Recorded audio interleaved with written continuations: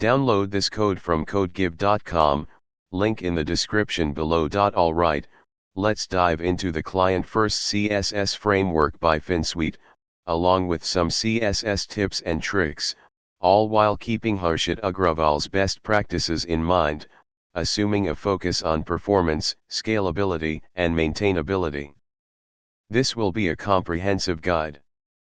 Understanding client-first CSS, a philosophy of organization.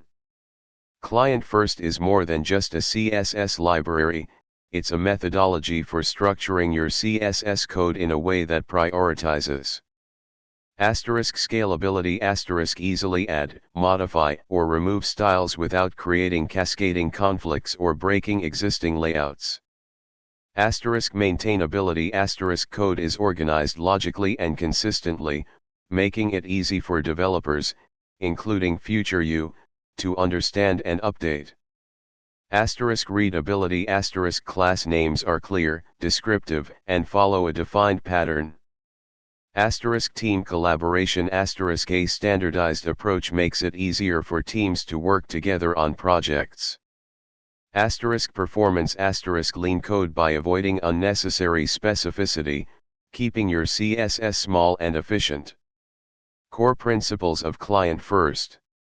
1. Class naming convention. The cornerstone of client-first is its well-defined class naming structure.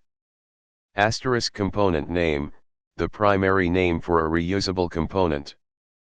Component name _ modifier, variations or states of a component, example button _ primary, button _ disabled. Component name _ element, a specific element within a component, example card _ title, card _ content. Utility class, small, single-purpose classes for layout, spacing, typography, or color, example margin top 16, text center. Example *. 2. Atomic CSS, utility classes. Client-first utilizes utility classes extensively. These are classes that do one thing well. Instead of creating overly specific CSS rules, you combine utility classes to achieve the desired styling. This reduces code duplication and improves maintainability. Example *. In this case, padding 32, margin bottom 16, text center, and font bold are utility classes that handle specific styling aspects. 3. Component-based architecture. Client-first aligns perfectly with a component-based architecture, whether you're using a framework like React, Vue, or Angular, or just breaking your UI into reusable parts. This approach makes it easier to isolate and manage styles for individual components. 4. No, important *. In general, you should avoid important in your CSS unless absolutely necessary, example overriding inline styles. Client-first aims for clear specificity management, reducing the need for this. 5. CSS organization and structure. Client-first promotes a specific file structure. Reset.css, a CSS reset to normalize browser styles, normalize.css or similar. Global.css, styles for the body, typography, and other globally applicable styles. Components / a directory to store CSS files for individual components. Each component has its own file, example components / card CSS, components / button.css. Utilities.css, utility classes. Theme.css, variables and CSS custom properties, example colors, fonts, spacing, for theming. You would then import these files into your main CSS file, example style.css or app.css. A typical structure might look like this. Implementation with code examples. Let's build a simple card component using client-first principles. 1. Reset.css *, use a standard CSS reset like normalize.css or a similar one. 2. Global.css asterisk. 3. Theme.css asterisk. Define your CSS variables. 4. Components/card CSS asterisk. 5. Components/button.css asterisk. 6. Utilities.css asterisk. 7. Style.css asterisk. Import all the other CSS files. This is your main CSS entry point. 8. Index.html asterisk. Key takeaways from this example asterisk. Asterisk clear class names. Asterisk class names are descriptive and follow the client-first convention. Asterisk component specific styles. Asterisk styles for the card and button components are contained in their respective CSS files. Asterisk utility classes. Asterisk utility classes are used for spacing, margin bottom 16, text alignment, text center, and font styling, font bold. Asterisk CSS variables, custom properties. Theme.css defines CSS variables for colors, spacing, and font sizes, making it easy to theme the entire application. This is crucial for maintainability. Asterisk modularity. Asterisk the code is highly modular, making it easy to add, modify, or remove components without affecting other parts of the application. CSS tips and tricks, with Harshit Agrawal's influence. Now, let's incorporate some CSS tips and tricks, keeping in mind Harshit Agrawal's emphasis on performance and maintainability. 1. Performance optimization asterisk. Asterisk minimize selectors. Asterisk avoid overly specific CSS selectors, example container divp span. The more specific a selector, the longer it takes the browser to match it. Stick to classes whenever possible. Client first naturally encourages this. Asterisk avoid using @import. Asterisk use link tags in your HTML to load CSS files, or use a CSS bundler, like Webpack, Parcel, or Rollup, to combine your CSS into a single file. @import can cause performance issues due to sequential loading. Asterisk compress your CSS. Asterisk use a CSS minifier, example CSS Nano, XO, to remove unnecessary witty space and comments from your CSS files. This reduces file size and improves loading speed. Asterisk leverage browser caching. Asterisk configure your server to properly cache CSS files so that browsers don't have to download them repeatedly. Asterisk critical CSS. Asterisk for faster initial page load, extract the CSS required to render the above the fold content and inline it in the head of your HTML. This eliminates a render blocking request. Asterisk use will change sparingly. Asterisk the will change CSS property hints to the browser that an element's properties are likely to change. This can improve performance for animations and transitions, but overuse can be counterproductive. Example of minimizing selectors asterisk. Bad asterisk. Good asterisk. 2. Layout techniques asterisk.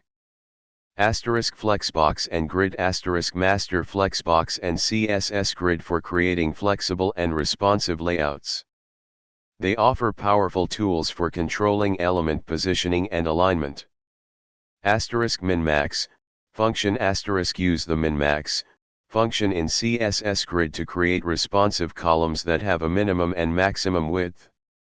Asterisk aspect ratio boxes asterisk use aspect ratio to maintain consistent aspect ratios of elements regardless of content. 3. Typography asterisk. Asterisk use web fonts wisely asterisk only load the font weights and styles that you actually need. Use font display, swap, to avoid a flash of invisible text, FOIT. Asterisk line height and letter spacing asterisk pay attention to line height, and letter spacing, to improve readability. Asterisk vertical rhythm. Asterisk establish a consistent vertical rhythm by aligning text baselines to a grid. This can be achieved using a baseline grid in your design tool and corresponding spacing values in your CSS. Asterisk clamp function for responsive font sizes. Asterisk the clamp function allows you to define a range of font sizes that scale responsively with the viewport width.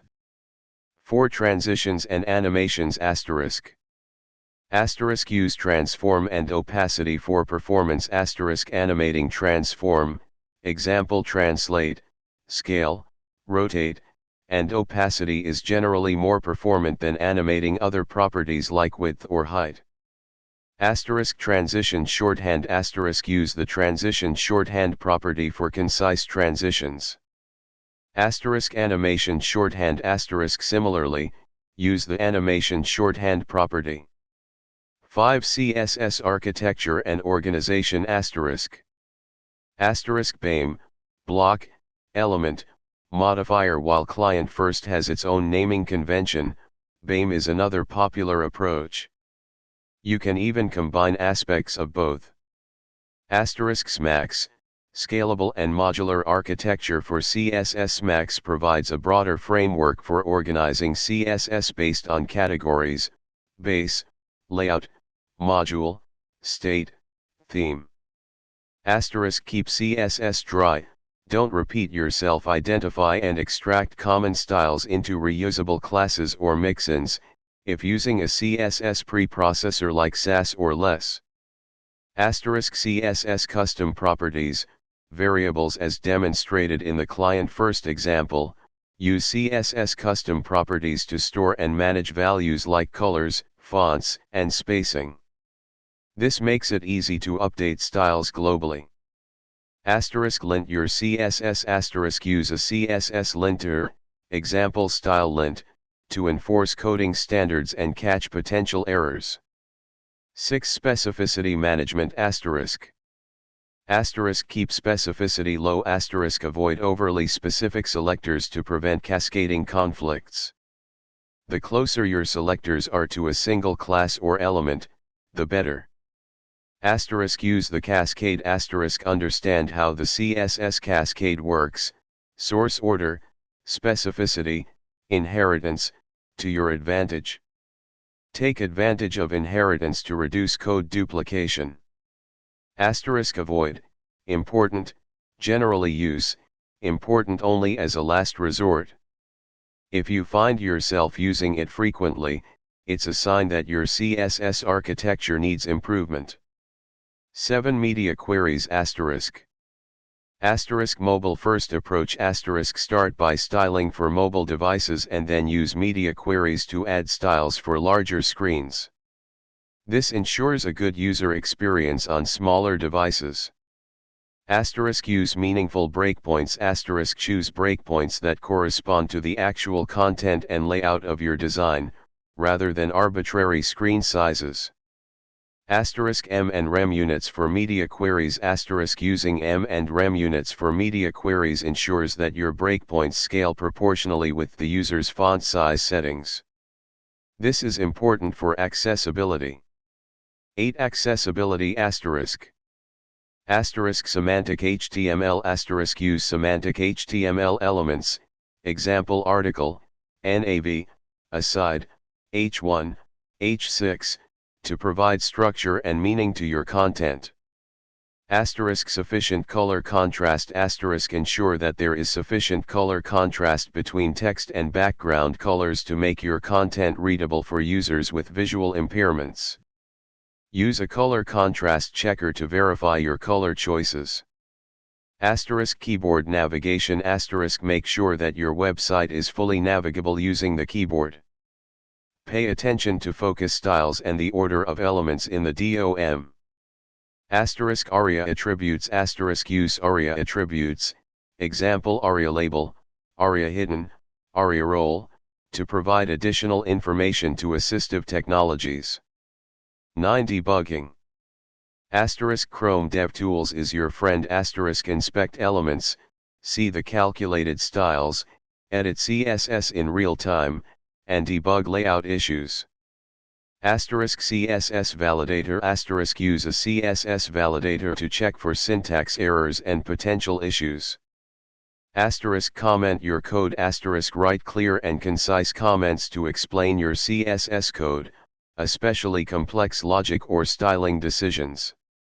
This will help you and other developers understand your code later on.